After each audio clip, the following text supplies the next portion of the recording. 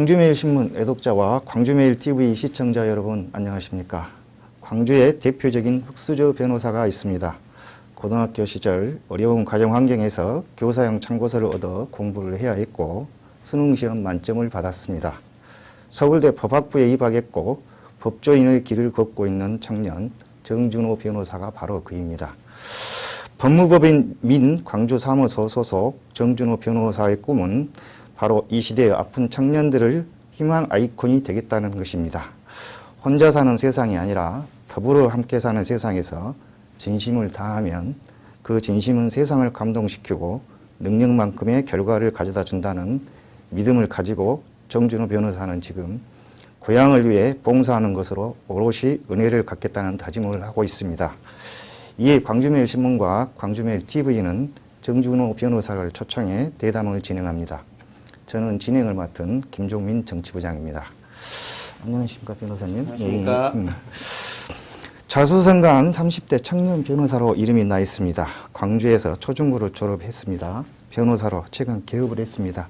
법무법인 민 변호사로서 인사를 한번 해주십시오. 안녕하십니까. 법무법인 민 정준호 변호사입니다. 그동안 서울에서 열심히 변호사로서 전문 지식을 갈고 닦았는데 이제 광주로 내려와서 광주 시민분들에게 오롯이 되돌려 드릴 수 있게 됐습니다. 굉장히 기쁩니다. 저희 법무법인 민은 백성민자를 쓰고 있습니다. 이름만큼이나 모든 고객을 주인처럼 섬기는 것을 기본 가치로 삼고 있습니다. 이름만큼이나 최고의 서비스로 보답을 하겠습니다. 광주 사무소를 좀 소개해 주십시오. 또 어떤 업무를 주로 하시는지도 같이 좀 들려주시면 고맙겠습니다. 법무법인 민에는 용은규 대표 변호사님, 그리고 김경배 변호사님, 그리고 저, 그리고 다른 두 분의 변호사님이 더 계셔서 5분의 변호사님이 계십니다. 용은규 대표 변호사님은 광주지검 특수부장을 역임을 하셨고, 예금보험공사 이제 특별조사가 있을 때 이제 조사국장도 역임을 하신 일반 민영사 외에도 금융 분야에도 이미 뚜렷한 그 전문성을 가지고 계십니다. 김경배 변호사님 같은 경우에는 법원 출신으로서는 드물게 공인노무사 자격을 가지고 계십니다. 노동 분야의 굉장한 전문가십니다. 이렇게 기존에 뚜렷했던 그 전문성에 제가 서울에서 열심히 갈고 닦았던 공정거래, 동반성장, 하도급 이런 분야의 전문성이 더해져서 부끄럽지만 명실상부하게 광주의 최고의 전문 로펌이라고 생각을 하고 있습니다. 서울에서 법무법인 한별 소속이었죠. 예, 변호사 생활을 해오셨습니다. 가장 기억에 남는 수임 사례가 있다면 들려주십시오. 큰 사건도 많이 했는데 개인적으로 기억에 가장 많이 남는 거는 제가 잠깐 순천에서 활동을 한 적이 있었습니다. 순천에 이제 다문화 가정이 굉장히 많습니다. 그 외국에서 생활을 하시다가 국내로 결혼을 하시면서 이제 귀화하시는 분들이 있는데 이분들의 이제 성본 창설하는 업무가 좀 그 수반이 돼야 됩니다. 근데 순천에서 그 업무를 처리하실 분들이 많지가 않아서 제가 무료로 1년 넘게 그 부분 업무를 처리를 해드렸습니다.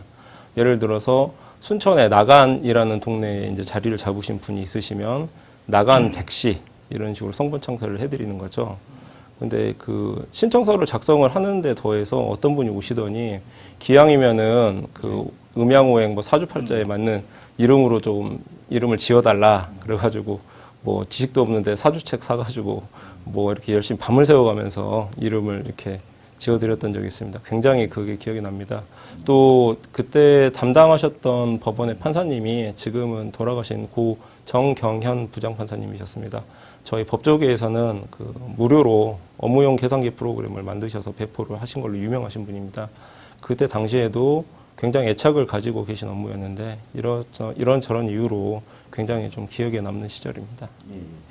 경제 전문이라고 들었습니다. 가뜩이나 경기 침체가 이어지면서 경제 관련 법적 다툼도 늘어날 것으로 보입니다. 경제 측면에서 정의의 실현도 화두가 됐습니다.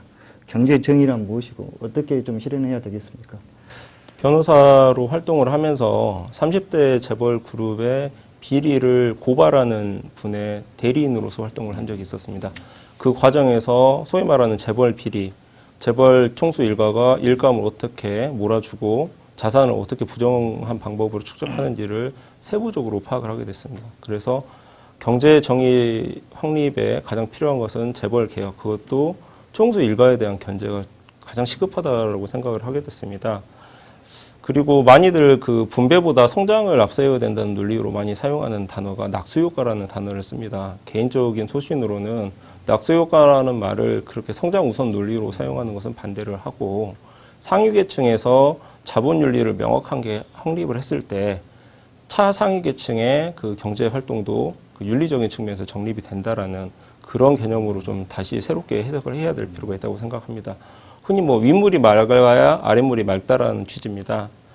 그리고 경제 정의에 관해서 말씀을 드리자면 최근에 그 퇴임하신 이홍훈 대법관님의 퇴임사에 보면 정의란 가장 열악한 자에게 가장 최대한의 이익을 보장하는 것이다라는 정의론의 구절이 인용이 되어 있습니다. 무척이나 동감을 합니다. 그래서 확립된 자본윤리 아래서 활발한 경제 활동을 보장을 하되 그 경제력이 다소 떨어지는 분들에게는 최대한의 기회를 좀 보장을 해주는 것, 이 부분이 이제 경제 정의라고 생각을 합니다. 제가 뭐 다른 변호사님들에 비해서 강점을 가지고 있다라고 생각하는 노동법이나 뭐 하도급법이나 그리고 대기업과 중소기업 사이의 그 상생 협력을 촉진하는 법률, 이런 법률들은 모두 제가 말씀드린 이런 경제 정의에 대한 관념을 전제로 하고 있다고 생각합니다. 지역사회에서 다양한 봉사활동을 계획하고 있습니다. 예, 구체적으로 좀 들려주십시오. 앞서 말씀드린 것과 같이 우선 조금 더 보호의 손길이 필요한 계층에게 우선 다가서려는 움직임을 계획을 하고 있습니다. 그 첫 번째 사례로 광주에서 70년 넘게 그 지체장애인들을 위해서 봉사하는 단체죠. 사회복지법인 귀일원의 이제 감사로서 이미 취임을 해서 열심히 활동을 하고 있습니다. 그리고 지금 현재 뭐 더불어민주당 지역위원장 역할을 하고 있는데 지역위원회 활동도 그런 봉사활동을 지금 중심으로 해서 좀 계획을 여러 가지를 하고 있습니다. 이제까지는 지역위원장 개인의 기득권을 강화하는 그런 역할을 했던 게 사실이고 그것 때문에 더불어민주당에 대한 광주시민의 애정들도 떠난 그런 원인 중에 하나라고 파악을 하고 있습니다. 그래서 앞으로는 제가 개인적으로 지금 계획하고 있는 방향은 그 북구 관내에 있는 중소상공인들에게 제 전문성을 살려서 무료로 전문적인 그 봉사를 해드리고 그리고 지역의 시민사회에 함께 그 열악한 지금 경제력을 가지고 계신 지역 아동센터에 있는 아동들에게 좀 상위층에 누릴 수 있는 그런 그 기회를 같이 보장하려고 합니다. 그래서 실제로 지금 뭐 라이온스 클럽이라든지 로타리 클럽이라든지 이렇게 유명한 봉사단체와 연계해서 지원하는 방향을 구체적으로 지금 협의 중에 있습니다. 그리고 한 가지만 더 말씀을 드리면 지역위원회에서 그 지방자치학교나 취업 아카데미를 저희가 좀 설립하려고 하고 있습니다. 지금 뭐 형편이 어렵더라도 정치에 뜻이 있는 젊은이들이라면은 저희가 과감하게 교육하고 육성하는 프로그램을 만들어서 성실히 일을 수행을 한다면 지방선거에서는 공천에 어느 정도 가산점을 주거나 인센티브를 주는 그런 방안을 고민을 하고 있습니다. 이렇게 활동을 하게 된다고 하면은 뭐 내년에 있을 대선에서도 충분히 역할을 할 수 있을 거라고 생각을 합니다. 앞서 밝혔듯 이른바 금수저가 아닌 흑수저 출신이십니다. 예, 어려운 가정 환경이었다고 들었습니다. 가슴 아프겠지만 당시로 좀 한번 그 당시 그 시절을 한번 얘기 한번 해주십시오. 예. 그 상하방이라고 합니다. 단칸방에서 이제 저희가 부모님 두 분, 여동생 그래서 네 식구가 한 이불을 덮고 겨울을 났었습니다. 연탄 보일러를 저가 중학교 때까지 뗐던 걸로 기억을 나는데 몇 시간 만에 한 번씩 그 연탄을 갈아주던 기억이 지금도 생생합니다.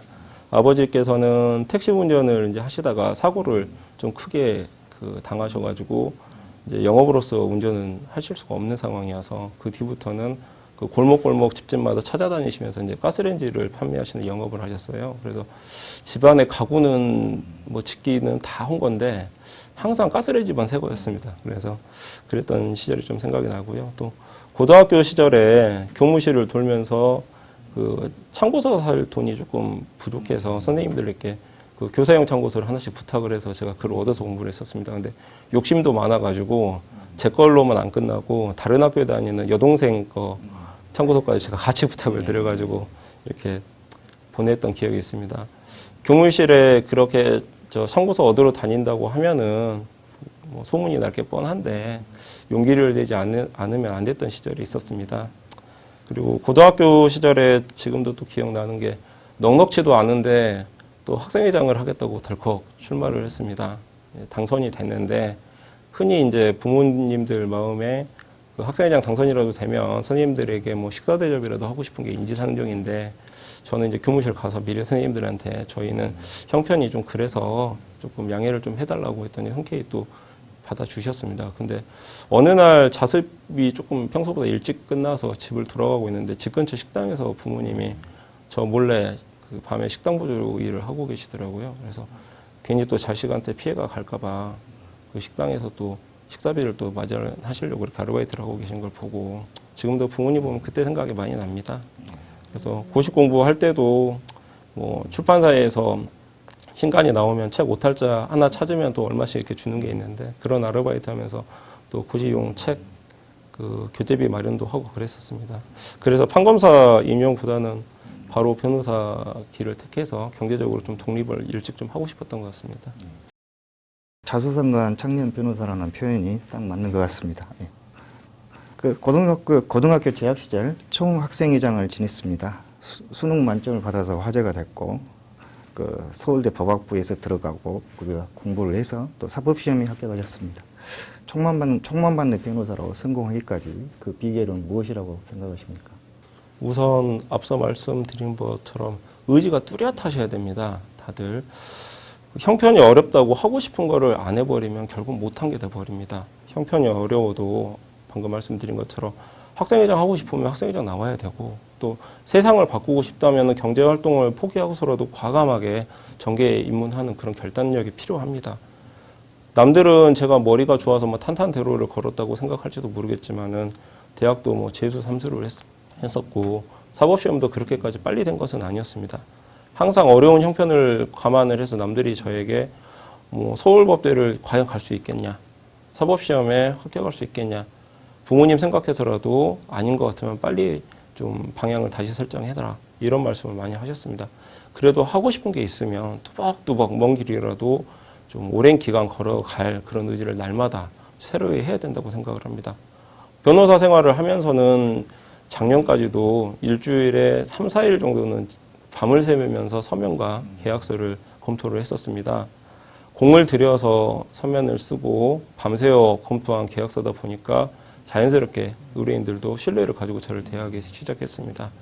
고생과 노력은 반드시 결실을 가져오기 때문에 여러분들께서도 좀 다소 지금 힘들고 노력이 좀 버겁더라도 꿋꿋하게 의지를 새로 하시길 바랍니다. 취업 문제로 고민이 많은 청년들에게 좀 좋은 얘기가 된 것 같습니다. 예. 지난 4.13 총선에서 광주 지역구에 더불어민주당으로부터 전략공천을 받았습니다. 예. 고민이 적지 않았을 것 같은데 전략공천을 수행했던 이유는 무엇이고 지금도 뭐 후회는 없으신지 혹시 궁금하네요. 예. 제가 공천을 급작스럽게 받고 광주에 내려왔을 때 실제로 30대 젊은 후보가 광주 지역에 전략공천이 됐다. 이거는 중앙당에서 광주 선거를 포기한 게 아니냐라는 기존의 뭐 국회의원분들이나 기존의 지역 정치인들의 많은 비판이 있었습니다. 저는 오히려 정반대였습니다. 지금 광주가 지역 인재가 없다라고 한탄을 하고 있는데 그러면 지금부터 10년, 20년 뒤를 준비를 해야 됩니다. 그러려면은 지역 연구가 뚜렷하고 전문성을 갖춘 젊은 인재를 적극 발굴을 해가지고 전략적으로 공천을 하는 그런 노력과 마음가짐을 지역 주민들한테 보여줘야 됩니다. 실제로 제가 공천 면접 과정에서도 지금 광주 상황이 이렇다면은 30대, 40대 젊은 정치인을 발굴을 해서 10년, 20년을 육성을 하면 20년 뒤에는 자연스럽게 이 사람들이 대통령 후보로도 자리매김하는 이른바 30대 떡잎 육성론 이런 걸 주장을 해가지고 그 부분을 어필을 해서 굉장히 제가 공감을 얻어냈던 적이 있었습니다. 제가 욕심 같아서는 제가 그 첫 성공 사례가 되고 싶었습니다. 이제까지 뭐 청년 계층의 정계 입문 수단이라는 게 말도 많은 그 청년 비례대표 제도가 사실상 유일한데 저는 지역구의 공천을 전략적으로 전폭적으로 적극적으로 하는 방향이 옳다고 생각을 합니다. 지금도 실제로 지역위원회에서 지방선거를 앞두고 그런 인재들 적극 발굴해가지고 육성하는 프로그램을 계획을 하고 있습니다. 얼마 전에 보니까 뭐 국민의당 이상돈 의원이 30대는 정치 참여하는 게 바람직하지 않은 것 같다. 이렇게 말씀하셨습니다. 단호히 저는 그 의견에 반대를 합니다. 사회 변화는 남이 챙겨주는 것이 아닙니다. 노동 분야의 전문가가 노동개혁 법률을 또 검토를 해서 의정 활동을 할 수 있듯이 청년 정책이라는 것도 청년 대표가 당연히 들어가서 그 부분 목소리를 대변을 해야 된다고 생각을 합니다. 다시 한번 말씀드리지만은 지역 연구가 뚜렷하고 전문성이 보장이 된 젊은 인재를 적극 발굴해서 지역구에 적극적으로 공천하는 그 방향은 절대 포기되어서는 안 된다라고 생각을 합니다. 정치에 입문하면서 많은 화제를 만들었습니다. 선거는 끝났지만 이후에 그 지역 주민들과 지역 정치권의 반응은 좀 어떻습니까? 예. 이제 선거 끝나고 여러분들을 뵈면 아무래도 그 문재인 전 대표에 관한 제 언행과 삼보일배를 많이 언급을 하십니다. 뭐 삼보일배 정준호 뭐 이렇게 많이 기억을 해주시고 계십니다. 비판도 많고 참 많은 비난도 감내를 했습니다.